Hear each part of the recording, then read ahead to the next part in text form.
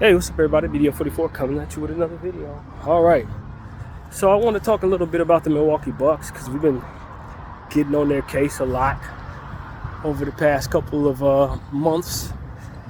Right before they hired Doc Rivers, I told them that I thought it was a terrible idea and the whole get down. I've called them a team that didn't look like a real contender to me. I've mentioned that I think they missed the bus on the piece that they need to help their team, which is a Wiggins, Bruce Brown type of guy who can come in with a certain intense defensive mindset and someone who can likely play that two guard spot with some length defensive.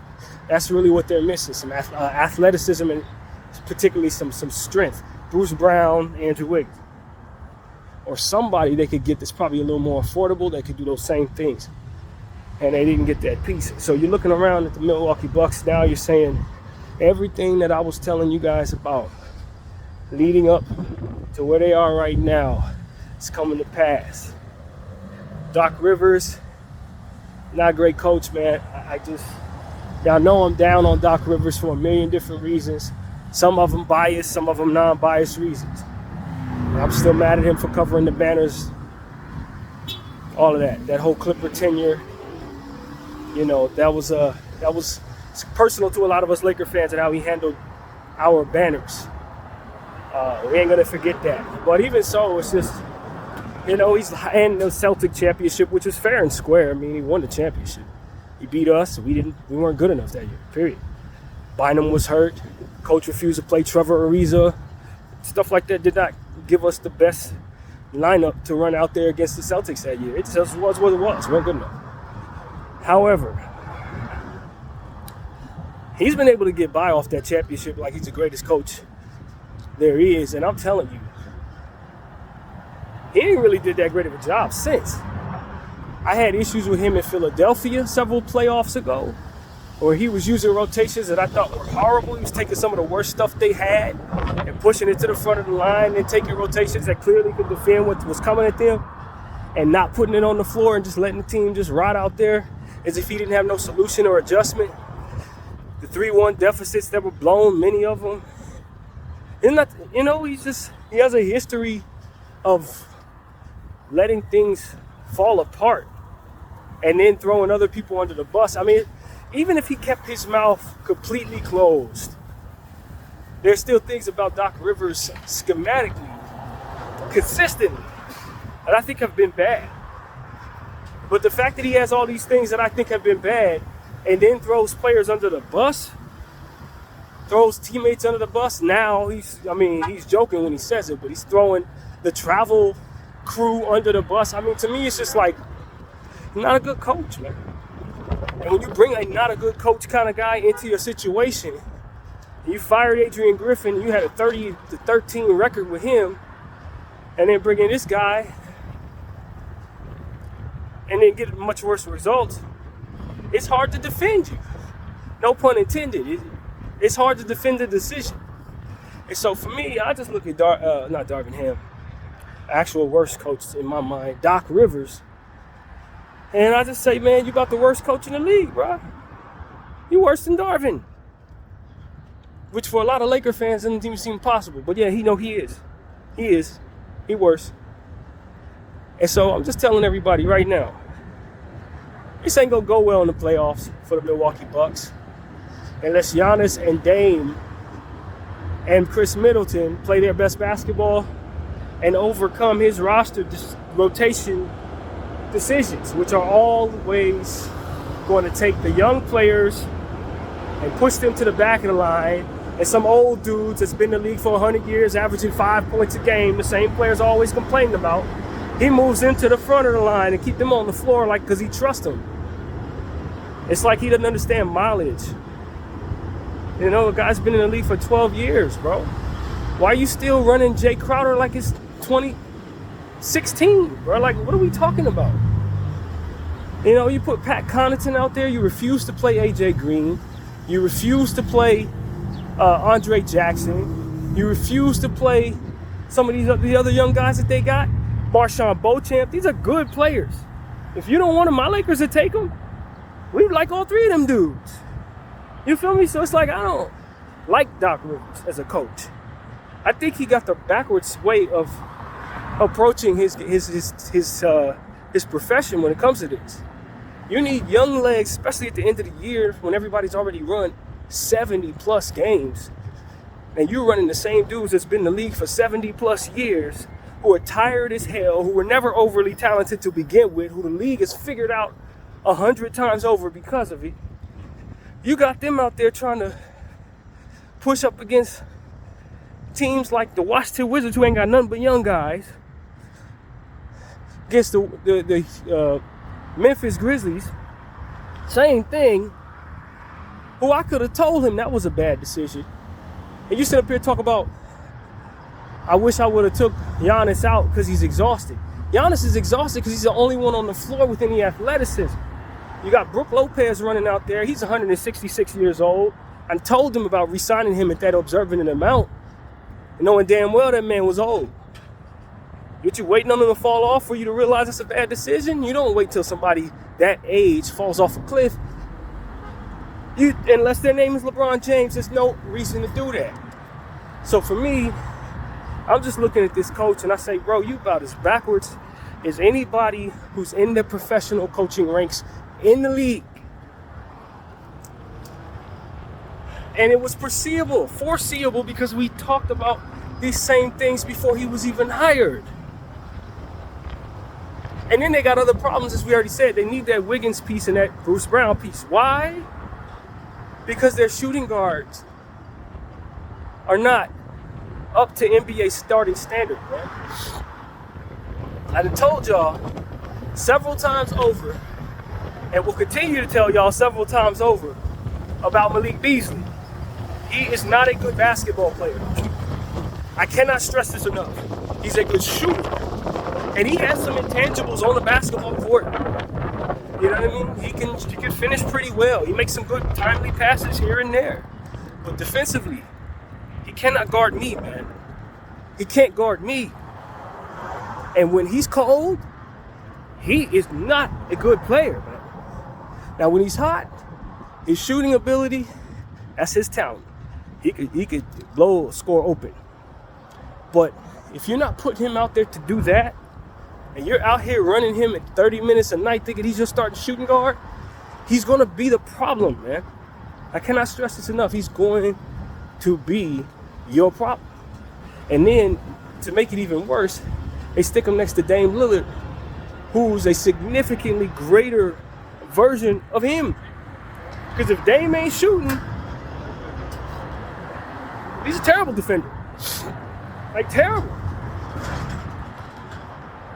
He's like the best possible Malik Beasley there is.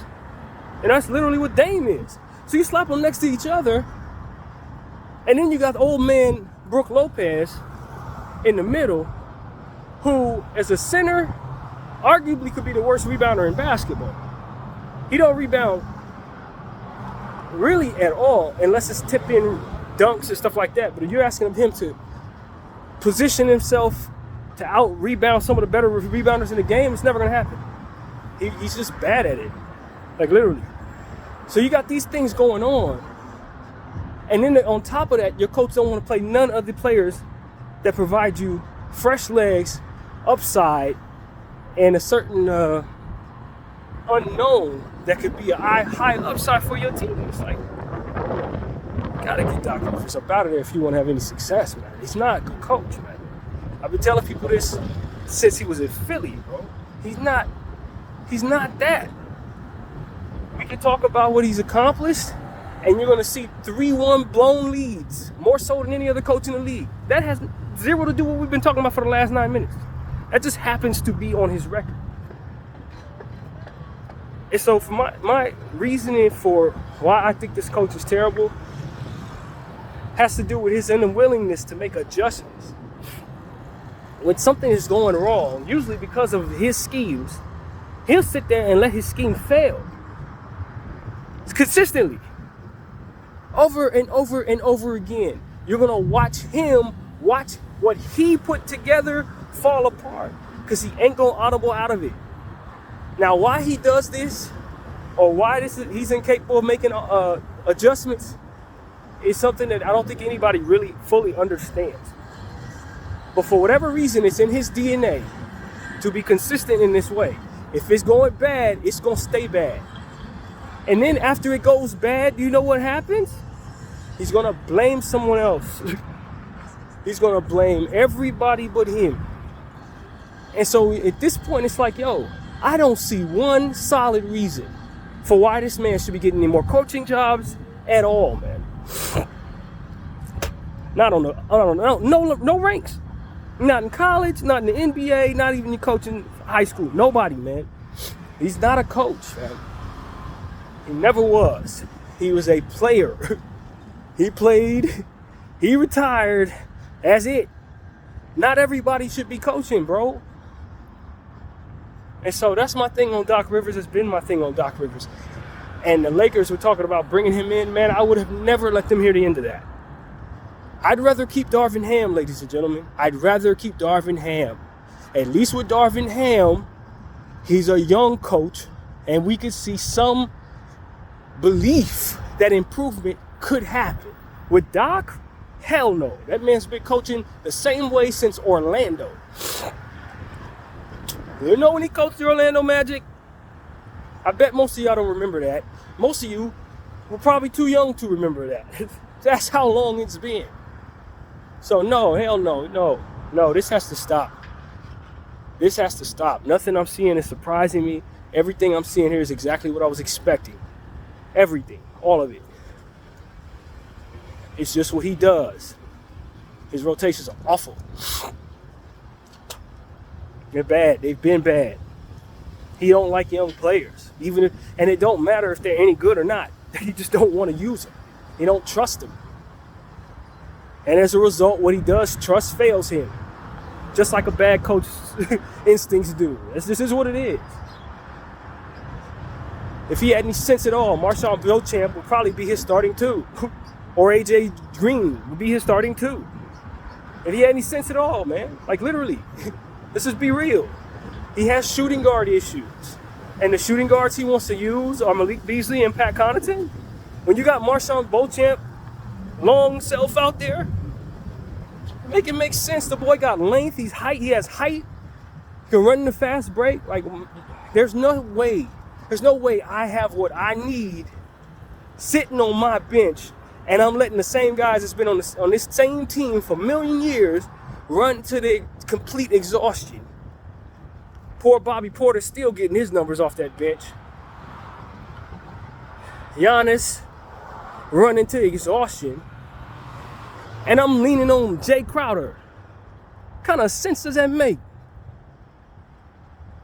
You know, when I say players, and I've already mentioned this in this video, players that's been in the league for 15 years who average 5 points. You know, Jay Crowder is usually who I'm talking about, right? Like, he's the epitome of that. He is that guy. He's that guy. He was a role player in his prime, y'all. And he's still getting minutes at 2024, and I'm telling you, he's still getting minutes at 2024 the same way Doc Rivers is still getting jobs at 2024. Both of them dudes should be gone, like literally. Both of them. Neither one of them should be in the league anymore. Let alone having prominent minutes on a championship contender. So you got all this going on with the Bucks. And then you look over and you see Giannis' brother over there eating up another roster spot. And it's like, bro, you wonder why the players that you use are so exhausted. Because half of the ones you should be using you don't use. And you got empty roster spots on players that shouldn't even be there. And you got a coach down there who can't tell the difference between who he should play and who he shouldn't. And they wonder why it's falling apart. Of course it's falling apart. You're doing the things that you do when you want it to fall apart. If he stopped doing those things, it'll come together. It ain't that deep. I promise you it's not. Andre Jackson should be getting all kinds of minutes. That's another one you can play at the shooting guard position. They ain't paying no Pat. I'm not playing Pat Connaughton, okay? He helped win the championship in 2021. Yeah, big game 6. That's cool, man, but he was already a vet then, you know what I'm saying? Like, he was a role-playing vet. If I'm not mistaken, he was out there because someone got hurt. Like, he's not who you sitting on. And this is what happens when a guy wins a championship. Now you get the reputation of being a championship player. No, he just so happened to be on the team. Like, no, fam. I ain't gonna disrespect the guy. He played well. But, like, not now. Not when you got these problems. I'm telling you, man. Beauchamp, Jackson, Green. I would be playing them dudes so damn much, you'd get sick of me. You would get sick of me. And as a result, my guards would be fresh. I wouldn't be relying on Brook Lopez to do as much. Bobby Portis's minutes wouldn't be as empty as they are. Giannis could rest games and they would still be winning. A guy like Andre Jackson, offensive rebound, dunk, big explosive plays, I've seen him do with my own eyes. Develop this young fella, man. He should already be in rotation. I cannot stress this enough. AJ Green barely missed. Boy's a three-point sniper. You could probably get 30 points a game out of him if you would have developed him properly all season long. Instead of running Jake Crowder and what are we doing? So what's wrong with this league, man? Teams like the Milwaukee Bucks epitomize what's wrong with the modern NBA. You keep recycling these stupid coaches. They have these ideas about not trusting young players because they want players that they used to, as if they ain't been coaching for 15 years. In rotation, recycled over and over again, not winning a damn thing. They keep running these same formulas. They want to have the same players they had from back in 2015 running in 2024. Like, bro, this guy's old now. Just like you and your rotations and your philosophies. They're all old now. Go away. Literally. Like, at some point in time, we got to start telling the truth about these dudes. Y'all make the league worse. The Bucks are the second overall team in the Eastern Conference, and they suck. Literally. We don't tell the truth about them. Dame Lillard's one of the best shooters in the world, and he's had one of the worst seasons in his career. It's because of them. Literally. They thought it would be a good idea to intercept him and bring him to a situation where there ain't no defense being played but Giannis. Intercept him from the Miami Heat. He only wanted to go to the Heat because he was a good fit there. A good fit. You know, basketball fit, matchups rotation, good fit.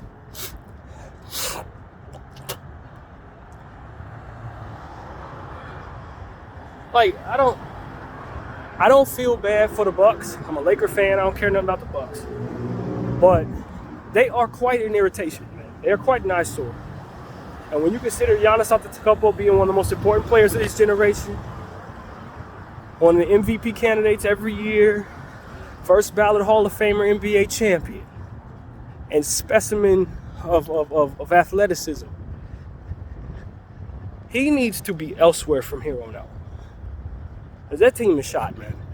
As soon as they signed Brook Lopez to that deal, at 39, whatever years of age, that was over with.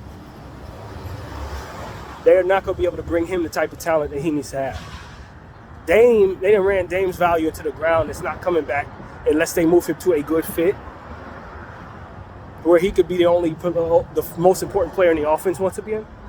And when those games come around, when Giannis ain't on the floor, he really does play like old Dame. That's why I think it's their fault that he's not himself. I don't think it's him having fallen off any more than he was falling off last year. Like, he's the same Dame. He never could play any defense. He's the same Dame. It's just that now he has to run pick and roll with Giannis, and that is not the best use of his time on the basketball floor. It's just not. And so, I don't know, man. I'm irritated with them. I think they have done it to themselves. And I don't see any quick solution to the situation. I think they're stuck in no man's land from here on out. They're going to go as far as Giannis could drag them. And he's getting to a point where he's starting to go to the other side of the hill as it pertains to his youthfulness. Giannis ain't a young player no more. You know, Giannis is firmly in his prime. But now he's getting into a space where it's like, all right, the hill is he's at the peak of that mountain. Now it's about to go the other way. And his team sucks. So what are you going to do about that? You're going to start trading away everything. You're going to trade it for half of what it's worth. You ain't going to get what it's worth or what you think it's worth. It's not going to be there for you. You know, when it's time to negotiate, people know what you need. They know what you don't have. And they're going to dock you for your value. It's just what you can expect. So I don't know what the Bucks are going to do, right? I have no idea. But I can tell you that their championship window is closed. It's closed. And if they get the wrong matchup in the first round, they're gone. If that means Miami or Philadelphia with Joel now back, they need to avoid both of those teams in that first round. I'm not going to be surprised if they do overcome those teams, because this is Giannis and Dame time could be a big thing in the playoffs. But they're not going to be able to defend the guards they need to be able to defend. They're not going to rebound the ball the way they want to unless Giannis is doing all the damn rebounding. And because of Doc Rivers' choices, they're going to run out of gas quickly. It's that simple. It's because of Doc Rivers' trust in old, decrepit role players. They're going to be tired before they're going to overcome anything. And in his unwillingness to make changes, when something's going wrong, it's just going to further bring the losses. And that's something that everybody should expect. So when it happens, all of us should be sitting here with a blank face. There shouldn't be no problems, no concerns. Nobody should be betting on the Bucks to win anything. You know what I'm saying? Like, none of this is what we should expect otherwise. Doc Rivers is not going to help already existing problems that are there, man. That's really what it comes down to. Bucks got a plethora of problems, and Doc Rivers makes them significantly worse. BDF 44, I thank y'all for watching. I'm out.